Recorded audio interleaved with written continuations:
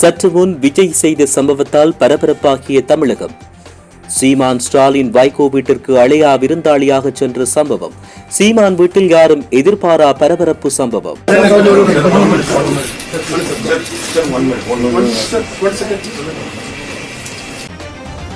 விஜயின் அவையை அவமதித்த உதயநிதி ஸ்டாலின். வீடியோவால் பெரும் சர்ச்சை. பேசு பொருளாகும் விவகாரம். விளையாட்டு மைதானமா அல்லது சட்டமன்றமா? அடுத்த பெரும் இயற்கை அனர்த்தம். கடும் மழையால் வெள்ளத்தில் தத்தளிக்கும் பண்டாரவளை. நீரில் அடித்துச் செல்லப்படும் பொருட்கள். தமிழக முதலமைச்சர் விஜய்க்கு 24 மணி நேர சர்ப்ளஸ் பாதுகாப்பு. உயரடுக்கு கமாண்டோக்கள். நீலாங்கரை வீட்டிலும் குவிக்கப்பட்டுள்ள படையினர். அரசு மருத்துவமனையில் பரிதாபமாக உயிரிழந்த சிசு. தனியார் வைத்தியசாலை சென்ற திருகோணமலை மருத்துவர் பணியிடை நீக்கம். இப்படியும் ஒரு சில வைத்தியர்கள். எந்நேரமும் விசாரணைக்கு வர தயார். நாமல் அதிரடி அறிவிப்பு. கோப்புக்களை கிளறும் அனுர அரசு. வாடிக்கையாளர் போல வந்து நபரொருவர் செய்த கேவல செயல். சிசிடிவி காட்சிகளுடன் தேடும் போலீசார். மக்களிடம் அவசர வேண்டுகோள். யாழ் நோக்கிய சேவையை மீண்டும் ஆரம்பித்தது யாழ் தேவி கடுகதி புகையிரதம். மக்களுக்கு மகிழ்ச்சி தகவல். திடீரென தீப்பிடித்தது பயணிகள் விமானம். 277 பயணிகளுக்கு ஏற்பட்ட பரிதாபம். இறுதி நிமிடத்தில் விமானி செய்த செயல். யாழ்ப்பாணம் நைனாதீவில் 88 அடி உயரம் கொண்ட புத்தர் சிலை. பெருமெடுப்பில் திறப்பு விழா. பௌத்தமய மாதலில் கரையும் தமிழர் பகுதிகள். பேராபத்து வளையத்துக்குள் இலங்கை. நாட்டுக்கு அருகே உருவான காற்றழுத்த தாழ்வு நிலை. விடுக்கப்பட்டுள்ள அவசர எச்சரிக்கை. ஹட்டன் கொழும்பு பிரதான வீதியில் மீண்டும் மண்மேடு சரிவு அபாயம். வாகன சாரதிகளுக்கு அவசர செய்தி. போலீசார் எச்சரிக்கை. தமிழக முதல்வராக நேற்று பொறுப்பேற்றுக் கொண்ட விஜய் இன்றைய தினம் மேற்கொண்ட சில விடயங்கள் பெரும் பேசுபொருளாக மாறியுள்ளன. தமிழக சட்டசபை கூட்டம் இன்று நிறைவடைந்தவுடன் முதலமைச்சர் விஜய் ஆழ்வார்பேட்டையில் உள்ள முன்னாள் முதலமைச்சர் மு.க.ஸ்டாலின் வீட்டுக்கு நேரில் சென்று அவரை சந்தித்துள்ளார். சென்னை ஆழ்வார்பேட்டையில் உள்ள மு.க.ஸ்டாலின் வீட்டுக்கு சென்ற விஜயை எதிர்க்கட்சித் தலைவர் உதயநிதி ஸ்டாலின் அங்கு கட்டிப்பிடித்து வரவேற்றார். வீட்டிற்குள் சென்ற விஜயை கையை பிடித்து அழைத்துச் சென்ற மு.க.ஸ்டாலின் பின்னர் பொன்னாடை போர்த்தி வாழ்த்தினர். இரு தலைவர்களும் சுமார் 10 நிமிடங்கள் சந்தித்து பேசியிருந்தனர். இதையடுத்து முதலமைச்சர் விஜய்க்கு காலத்தின் நிறம் கருப்பு சிவப்பு என்ற புத்தகத்தை உதயநிதி ஸ்டாலின் பரிசாக கையளித்தார். இதையடுத்து முதலமைச்சர் விஜய் அண்ணா நகரில் உள்ள மதிமுக பொதுச் செயலாளர் வைகோ வீட்டுக்கு நேரில் சென்றார். வைகோவை சந்தித்த முதலமைச்சர் விஜய் அவரிடம் வாழ்த்து பெற்றார். முன்பாக முதலமைச்சர் விஜயை மதிமுக முதன்மை செயலாளர் துரை வைகோ வீட்டின் வாசலுக்கு அருகே வந்து ஆறு தழுவி வரவேற்றார். இதையடுத்து நாம் தமிழர் கட்சியின் தலைவர் சீமானை தமிழக முதல்வர் ஜோசப் விஜய் சந்தித்துள்ளார். குறித்த சம்பவம் தமிழக அரசியலில் பெரும் பரபரப்பை ஏற்படுத்தியுள்ளது. மரியாதையின் நிமித்தம் தொடர் அரசியல் சந்திப்புகள் தற்போது இடம்பெற்று வருவதாக தெரிவிக்கப்பட்டுள்ளமை குறிப்பிடத்தக்கது.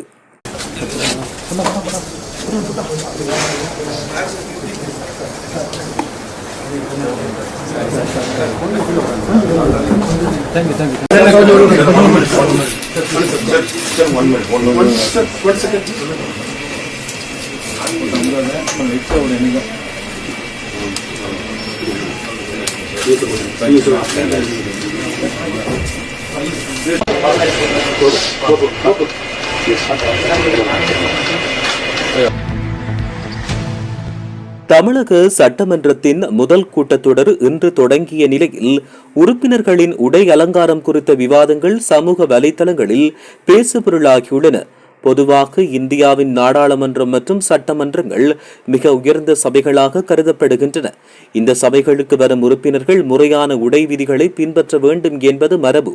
கடந்த காலங்களில் இலங்கை நாடாளுமன்றத்திற்கு குர்தா அணிந்து வந்த ALM அதாவுல்லா போன்ற உறுப்பினர்கள் சபையில் இருந்து வெளியேற்றப்பட்ட சம்பவங்களும் உள்ளூராட்சி சபைகளில் டி-ஷர்ட் அணிந்து வந்தவர்கள் தடுக்கப்பட்ட நிகழ்வுகளும் இந்த சபைகளின் கண்ணியத்தை பறைசாற்றுகின்றன. இந்நிலையில் இன்று நடைபெற்ற தமிழக சட்டமன்ற அமர்வில் திமுக உறுப்பினர் உதயநிதி ஸ்டாலின் மிகவும் சாதாரணமான அரக்கை டி-ஷர்ட் அணிந்து வந்து சத்தியப்பிரமாணம் செய்தமை பலரது விமர்சனத்துக்கு உள்ளாகியுள்ளது. முறையான பொத்தான்கள் கூட இடப்படாத அந்த ஆடை ஒரு சட்டமன்ற உறுப்பினருக்குரிய நாகரிகத்துடன் இல்லை என்றும் விளையாட்டு மைதானத்துக்கு செல்பவர் அணியும் உடையைப் போல இருப்பதாகவும் அதிருப்திகள் வெளியிடப்பட்டுள்ளன. முன்னைய ஆட்சி காலங்களில் துணை முதல்வராக இருந்த போதும் அவர் இத்தகைய ஆடைகளையே அணிந்தாரா என்ற கேள்வி எழுப்பப்படுகிறது. தற்போது தமிழக வெற்றிக் கழகம் ஆட்சி நடத்தும் சூழலில் சபையின் கண்ணியத்தை குறைத்து மதிப்பிடும் வகையில் இத்தகைய ஆடை அலங்காரம் அமைந்துள்ளதாக அரசியல் விமர்சகர்கள் சுட்டிக்காட்டுகின்றனர். முதலமைச்சர்களின் பரம்பரையில் வந்த ஒருவருக்கு சட்டமன்றத்தின் மீதான மரியாதை தெரிந்திருக்க வேண்டும் என்றும் இத்தகைய ஆடைகளுடன் வருவோரை சபையிலிருந்து வெளியேற்றும் நடைமுறைகள் தமிழக சட்டமன்றத்தில் பின்பற்றப்பட வேண்டும் என்றும் கோரிக்கைகள் முன்வைக்கப்பட்டுள்ளன. பண்டாரவளை மற்றும் அதன் சுற்றுவட்டார பகுதிகளில் பெய்து வரும் கடுமழை காரணமாக பண்டாரவளை நகரின் முக்கிய வீதிகள் மற்றும் தானிட பகுதிகள் வெள்ளத்தில் மூழ்கியுள்ளன. இன்று பெய்த அடிமழை காரணமாக நகரின் வடிகால்கள் பெருக்கெடுத்து வெள்ள நீர் பிரதான வீதிகளுக்குள் புகுந்தது. இதனால் பண்டாரவளை நகரின் வர்த்தக நிலையங்களுக்குள் நீர் புகுந்தது. வீதிகளில் வெள்ள நீர் மட்டத்திற்கு மேல் பாய்வதால் வாகனங்கள் மற்றும் மோட்டார் சைக்கிள் போக்குவரத்து கடுமையாக பாதிக்கப்பட்டுள்ளது. பண்டாரவளை பதுளை மற்றும் பண்டாரவளை தியத்தலாவை ஆகிய பிரதான வீதிகளில் நீண்ட வாகன நெரிசல் காணப்படுகிறது. வெள்ள நிலைமையை கட்டுப்படுத்தவும் தேங்கியுள்ள நீரை வெளியேற்றவும் நகர சபையினர் மற்றும் போலீசார் இணைந்து நடவடிக்கைகளை மேற்கொண்டு வருகின்றனர். இதேவேளை மண்சரை அபாயம் உள்ள பகுதிகளில் வாழும் மக்கள் மிகுந்த அவதானத்துடன் இருக்குமாறும் அரசு முகாமைத்துவ மத்திய நிலையம் எச்சரிக்கை விடுத்துள்ளது. தொடர்ச்சியாக மழை பெய்து வருவதால் மலைப்பாங்கான வீதிகளை பயன்படுத்தும் சாரதிகள் மிகுந்த அவதானமாக வாகனங்களை செலுத்துமாறும் போக்குவரத்து போலீசார் அறிவுறுத்தல் விடுத்துள்ளனர். தமிழக முதலமைச்சர் சி ஜோசப் விஜய்க்கு உயர்மட்ட சர்பிளஸ் பாதுகாப்பு வழங்கப்பட்டுள்ளது. முன்னதாக ஒய் பிரிவு பாதுகாப்பு வழங்கப்பட்ட நிலையில் இன்றில் இருந்து சர்பிளஸ் பாதுகாப்பு மத்திய அரசால் வழங்கப்படுகிறது. இதில் 55 மத்திய பாதுகாப்பு படை வீரர்கள் 24 மணி நேரமும் முதலமைச்சருக்கு பாதுகாப்பு வழங்கப்பட்டுள்ளது. இந்த சர்பிளஸ் பாதுகாப்பு என்பது இந்தியாவில் வழங்கப்படும் மிக உயர்ந்த அளவிலான பாதுகாப்பாகும். இது பெரும்பாலும் முதலமைச்சர்கள், உயர்மட்ட அரசியல்வாதிகள் மற்றும் கடுமையான அச்சுறுத்தல்களை எதிர்நோக்கும் முக்கிய பிரமுகர்களுக்கு இது வழங்கப்படுகிறது. இந்த அடுக்கில் பொதுவாக 55 வீரர்கள் இருப்பார்கள் என்று கூறப்படுகிறது. இதில் NSGயின் உயரடுக்கு கமாண்டோக்கள் மற்றும் மாநில போலீசார் அடங்குவர். உதாரணமாக குறிப்பிட்ட மாநில தலைமைகளுக்காக 36 கமாண்டோக்கள், 2 போலீஸ் கண்காணிப்பாளர்கள், 2 உதவி போலீஸ் கண்காணிப்பாளர்கள் மற்றும் 4 துணை போலீஸ் கண்காணிப்பாளர்கள் பணியில் ஈடுபடுத்தப்படுவார்கள். முதலமைச்சர் விஜய்க்கு வாரத்தின் 7 நாட்களும் 24 மணி நேர பாதுகாப்பு இதில் அடக்கப்படுகிறது.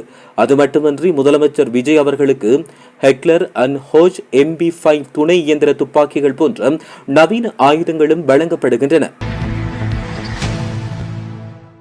திருகோணமலை மாவட்ட பொது வைத்தியசாலையின் மகப்பேறு மற்றும் பெண் நோயியல் விசேட வைத்தியர் ஒருவர் மற்றும் வைத்தியசாலையின் சிரேஷ்ட விடுதி பெண் வைத்தியர் ஒருவரை பணியிட நீக்கம் செய்ய சுகாதார சேவைகள் பணிப்பாளர் நாயகம் தீர்மானித்துள்ளார். கடந்த ஏப்ரல் மாதம் 9ஆம் தேதி குறித்த வைத்தியசாலையில் இடம்பெற்ற பிரசவத்தின் போது சிசு மரணமடைந்த சம்பவம் தொடர்பில் அமைச்சால் மேற்கொள்ளப்பட்ட ஆரம்பகட்ட விசாரணையின் அடிப்படையில் இந்த தீர்மானம் எடுக்கப்பட்டுள்ளது. பிரசவத்தின் போது ஏற்பட்ட சிக்கனடை காரணமாக 2 வைத்தியர்களையும் பிரசவரைக்கு வருமாறு கோரி வைத்தியசாலையின் விடுதி பெண் வைத்தியர் 6 முறை தொலைபேசி அழைப்புகளை ஏற்படுத்திய போதும் அவர்கள் அந்த நேரத்தில் அங்கு வரவில்லை என்று குற்றம் சாட்டப்பட்டது. இதேவேளை 2 வைத்தியர்களும் அந்த நேரத்தில் தனியார் வைத்தியசாலை ஒன்றில் அறுவை சிகிச்சை ஒன்றில் ஈடுபட்டதாக சுமத்தப்பட்ட குற்றச்சாட்டு தொடர்பில் சுகாதார அமைச்சு ஆரம்பகட்ட விசாரணைகளை முன்னெடுத்தது. அதன்படி கண்டறியப்பட்ட உண்மைகளின் அடிப்படையில் கடமை நேரத்தில் சேவையை புறக்கணித்து முறையற்ற விதத்தில் தனியார் வைத்தியசாலையில் சேவையில் ஈடுபட்டமை உள்ளிட்ட சில குற்றச்சாட்டுகள் தொடர்பில் அந்த 2 வைத்தியர்களின் சேவையும் தற்காலிகமாக இடைநிறுத்தப்பட்டுள்ளது. அதைத் தொடர்ந்து சம்பவம் தொடர்பில் முறையான ஒழுக்காற்று விசாரணையை சுகாதார அமைச்சு முன்னெடுக்க உள்ளதாக தெரிய வருகிறது. விசாரணைக்கு ஒத்துழைப்பது எங்களின் நிரபராதித்துவத்தை நிரூபிக்க சிறந்த வழி என்று நாங்கள் நம்புகிறோம். எனவே நாங்கள் எந்நேரமும் விசாரணைக்கு வருவோம் என ஸ்ரீலங்கா பொதுஜன பெரமுனவின் தேசிய அமைப்பாளரும் நாடாளுமன்ற உறுப்பினருமான நாம ராஜபக்ஷ தெரிவித்துள்ளார். லஞ்சம் அல்லது ஊழல் விசாரணை ஆணைக்குழுவின் முன் மஹிந்த ராஜபக்ஷ நாளை முன்னிலையாகுவாரா என்பது குறித்து பத்திரிகையாளர்களின் கேள்விக்கு பதிலளித்த போது நெலுமாவத்தில் உள்ள ஸ்ரீலங்கா பொதுஜன பெரமுன கட்சியின் தலைமையகத்தில் அவர் இதனை இன்று தெரிவித்தார். கண்டி அலமிடுக்கு பகுதியில் உள்ள 2 முன்னணி கையடக்க தொலைபேசி விற்பனை நிலையங்களில் ஒரே நாளில் பெருமதியான தொலைபேசிகளை திருடிச் சென்ற நபர் குறித்து போலீசார் தீவிர விசாரணை மேற்கொண்டுள்ளனர். கடந்த வெள்ளிக்கிழமை இடம்பெற்ற சம்பவத்தில் குறித்த நபர் தொலைபேசி வாங்க வந்த வாடிக்கையாளர் போல விற்பனை நிலையங்களுக்கு சென்றுள்ளார். கடையில் இருந்த ஊழியர்களின் கவனத்தை சாமர்த்தியமாக திசை திருப்பிய அந்த நபர் மிக குறுகிய நேரத்தில் காட்சிக்கு வைக்கப்பட்ட 2 பெருமதியான தொலைபேசிகளை திருடிக்கொண்டு அங்கிருந்து தப்பிச் சென்றுள்ளார். திருடனின் இந்த நுணுக்கமான செயல் கடையில் இருந்த CCTV கேமராவில் பதிவாகியுள்ளது. பாதிக்கப்பட்ட கடை உரிமையாளர்கள் கடந்த சனிக்கிழமை கண்டி போலீசில் முறைப்பாடு செய்தனர். தற்போது CCTV காட்சிகளை அடிப்படையாக கொண்டு விசாரணைகள் முன்னெடுக்கப்பட்டு வரும் நிலையில் சந்தேக நபரை அடையாளம் காண பொதுமக்கள் மற்றும் வர்த்தகர்களின் உதவியை போலீசார் கோரியுள்ளனர். டிட்வா புயலால் ஏற்பட்ட இடையூறுகள் மற்றும் புகையிரத பாதை சீரமைப்பு உள்ளிட்ட காரணங்களால் நிறுத்தப்பட்ட யாழ் தேவி கடுகதி புகையிரதம் இன்று தன்னுடைய சேவையை கொழும்பு கோட்டை புகையிரத நிலையத்திலிருந்து ஆரம்பித்து யாழ்ப்பாணம் வந்தடைந்தது. இன்று காலை 6 மணிக்கு கொழும்பிலிருந்து சேவை ஆரம்பித்த குறித்த புகையிரதம் பிற்பகல் 2:25 மணிகளவில் யாழ்ப்பாணம் மத்திய புகையிரத நிலையத்தை வந்தடைந்தது. பல்வேறு காரணங்களால் கடந்த ஜனவரி 31ஆம் தேதி தன்னுடைய சேவையை இடைநிறுத்திய யாழ் தேவி கடுகதி புகையிரதம் சுமார் 100 நாட்களின் பின்னர் இன்று மீண்டும் யாழ்ப்பாணம் வந்தடைந்துள்ளது. நேபாளத்தின் காத்மண்டு விமான நிலையத்தில் இன்று தரையிறங்கிய துருக்கி ஏர்லைன்ஸ் விமானம் ஒன்றின் சக்கர அமைப்பில் தீ ஏற்பட்டதால் பெரும் பரபரப்பு ஏற்பட்டுள்ளது. துருக்கியின் இஸ்தான்புலில் இருந்து 277 பயணிகளுடன் காத்மண்டு நோக்கி வந்த விமானம் தரையிறங்கும் போது அதன் சக்கர அமைப்பில் திடீரென்று தீப்பற்றியது. தீயை கவனித்த விமான பணியாளர்கள் உடனடியாக அவசர கால கதவுகள் வழியாக ஸ்லைட்டுகளை பயன்படுத்தி பயணிகளை வெளியேற்றினர். விமான நிலைய தீயணைப்பு படையினர் விரைந்து செயல்பட்டு தீயை கட்டுப்பாட்டுக்குள் கொண்டு வந்தனர். அதிர்ஷ்டவசமாக பயணிகள் மற்றும் சிப்பந்திகள் என அனைவரும் பாதுகாப்புடன் வெளியேற்றப்பட்டனர். இச்சம்பவத்தை தொடர்ந்து காத்மண்டு விமான நிலையத்தின் ஓடுதலும் தற்காலிகமாக மூடப்பட்டு ஏனைய விமானங்கள் திருப்பிவிடப்பட்டுள்ளன. தொழில்நுட்ப கோளாறு காரணமாக இந்த விபத்து ஏற்பட்டிருக்கலாம் என்று சந்தேகப்படும் நிலையில் மேலதிக விசாரணைகள் ஆரம்பிக்கப்பட்டுள்ளன. யாழ்ப்பாணம் நயினாதீவு ரஜமக விகாரையில் புதிதாக நிர்மாணிக்கப்பட்ட 88 அடி உயரம் கொண்ட புத்தர் சிலை திறந்து வைக்கப்பட்டுள்ளது. தென்னிலங்கையிலிருந்து பெருமளவான பௌத்தர்களின் சமய சம்பிரதாயங்களுடன் 88 அடி உயரம் கொண்ட புத்தர் சிலை திறந்து வைக்கப்பட்டுள்ளது. நயினாதீவுக்கு சென்று அங்கு முதலில் நயினாதீவு நாகபூஷணி அம்மனை வழிபட்டு அங்கிருந்து ஊர்வலமாக விகாரைக்கு சென்று வழிபாடுகளில் ஈடுபட்டதோடு புத்தர் சிலை திறப்பு நிகழ்விலும் கலந்து கொண்டனர். தையிட்டி பகுதியில் கட்டப்பட்ட விகாரியால் பாரிய போராட்டங்கள் எதிர்ப்பலைகள் அதிகரித்து வரும் நிலையில் இவ்வாறு மேற்குறித்த சம்பவம் இடம்பெற்றுள்ளமையும் குறிப்பிடத்தக்கது. வங்காள விரிகுடாவில் நிலவி வந்த வளிமண்டல சீரற்ற தன்மை இலங்கையின் அண்மைய பகுதியில் குறைந்த காற்றழுத்த பகுதியாக வலுப்பெற்றுள்ளதாக வானிலை ஆய்வுத்துறை எச்சரிக்கை விடுத்துள்ளது. வளிமண்டல திணைக்களத்தின் இயற்கை பேரிடர் முன்னெச்சரிக்கை மையம் வெளியிட்ட அறிக்கையின்படி அறிவிப்பு வெளியிடப்பட்ட நேரத்தில் அந்த குறைந்த காற்றழுத்த பகுதி 10.1 வட அட்சரேகை மற்றும் 82.5 கிழக்கு தீர்க்கரேகை அருகே அமைந்திருந்தது. இந்த வானிலை அமைப்பின் காரணமாக நாடு முழுவதும் தற்போது நிலவும் மழையுடன் கூடிய வானிலை தொடரக்கூடும் என்று தெரிவிக்கப்பட்டுள்ளது. மேலும் தீவை சூழ்ந்த ஆழ்கடல் மற்றும் ஆழமற்ற கடற்பகுதிகளிலும் வங்காள விரிகுடாவின் ஆழ்கடல் பகுதிகளிலும் பலத்த காற்று மற்றும் கடற்கொந்தளிப்பு காணப்படும் என்று தெரிவிக்கப்பட்டுள்ளது. எதிர்கால வானிலை அறிவிப்புகள் குறித்து பொதுமக்களும் கடல் தொழிலாளர்கள் மற்றும் கடற்படை சமூகத்தினர் அவதானமாக இருக்குமாறு அதிகாரிகள் அறிவுறுத்தியுள்ளனர். சில நாட்களாக நிலவி வந்த சீரற்ற காலநிலையின் காரணமாக கற்றன் கொழும்பு பிரதான வீதியின் வட்டவளை தியகல பகுதியில் மீண்டும் மண்மேடு பிரதான வீதிக்கு சரிந்து விழுந்துள்ளது. டிட்வா சூறாவளி தாக்கம் ஏற்பட்ட காலத்தில் வட்டவளை பகுதியில் பாரிய மண் சரிவு ஏற்பட்ட இடத்தில் முன்பு சரிந்து விழுந்த மண்மேடு அகற்றப்பட்டிருந்த நிலையில் மே 10ஆம் தேதி பெய்த கடும் மழையால் மீண்டும் மண்மேடு ஒன்று வீதிக்கு சரிந்து விழுந்ததாக பிரதேச மக்கள் தெரிவிக்கின்றனர். இதன் காரணமாக குறித்த பகுதியில் போக்குவரத்து ஒரு வழியாக மட்டுப்படுத்தப்பட்டதோடு வாகன சாரதிகள் மிகுந்த அவதானத்துடன் செயற்படுமாறும் பயணிக்குமாறும் போலீசார் கோரிக்கை விடுத்துள்ளனர். சற்று முன் விஜய் செய்த சம்பவத்தால் பரபரப்பாகிய தமிழகம். சீமான் ஸ்டாலின் வைகோ வீட்டிற்கு அழையா விருந்தாளியாக சென்ற சம்பவம்.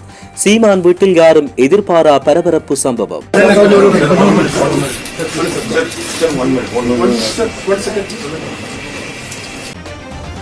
விஜயின் அவையை அவமதித்த உதயநிதி ஸ்டாலின் வீடியோவால் பெரும் சர்ச்சை. பேசு பொருளாகும் விவகாரம் விளையாட்டு மைதானமா அல்லது சட்டமன்றமா? அடுத்த பெரும் இயற்கை அனர்த்தம். கடும் மழையால் வெள்ளத்தில் தத்தளிக்கும் பண்டாரவளை. நீரில் அடித்துச் செல்லப்படும் பொருட்கள். தமிழக முதலமைச்சர் விஜய்க்கு 24 மணி நேர சர்ப்ளஸ் பாதுகாப்பு. உயரடுக்கு கமாண்டோக்கள். நீலாங்கரை வீட்டிலும் குவிக்கப்பட்டுள்ள படையினர். அரசு மருத்துவமனையில் பரிதாபமாக உயிரிழந்த சிசு. தனியார் வைத்தியசாலை சென்ற திருகோணமலை மருத்துவர் பணியிடை நீக்கம். இப்படியும் ஒரு சில வைத்தியர்கள். எந்நேரமும் விசாரணைக்கு வர தயார். நாமல் அதிரடி அறிவிப்பு. கோப்புக்களை கிளறும் அனுர அரசு. வாடிக்கையாளர் போல வந்து நபரொருவர் செய்த கேவல செயல். சிசிடிவி காட்சிகளுடன் தேடும் போலீசார். மக்களிடம் அவசர வேண்டுகோள். யாழ் நோக்கிய சேவையை மீண்டும் ஆரம்பித்தது யாழ் தேவி கடுகதி புகையிரதம். மக்களுக்கு மகிழ்ச்சி தகவல். திடீரென தீப்பிடித்தது பயணிகள் விமானம். 277 பயணிகளுக்கு ஏற்பட்ட பரிதாபம். இறுதி நிமிடத்தில் விமானி செய்த செயல். யாழ்ப்பாணம் நைனாதீவில் 88 அடி உயரம் கொண்ட புத்தர் சிலை பெருமெடுப்பில் திறப்பு விழா. பௌத்தமய மாதலில் கரையும் தமிழர் பகுதிகள். பேராபத்து வலயத்துக்குள் இலங்கை. நாட்டுக்கு அருகே உருவான காற்றழுத்த தாழ்வு நிலை. விடுக்கப்பட்டுள்ள அவசர எச்சரிக்கை. ஹட்டன் கொழும்பு பிரதான வீதியில் மீண்டும் மண்மேடு சரிவு அபாயம். வாகன சாரதிகளுக்கு அவசர செய்தி. போலீசார் எச்சரிக்கை.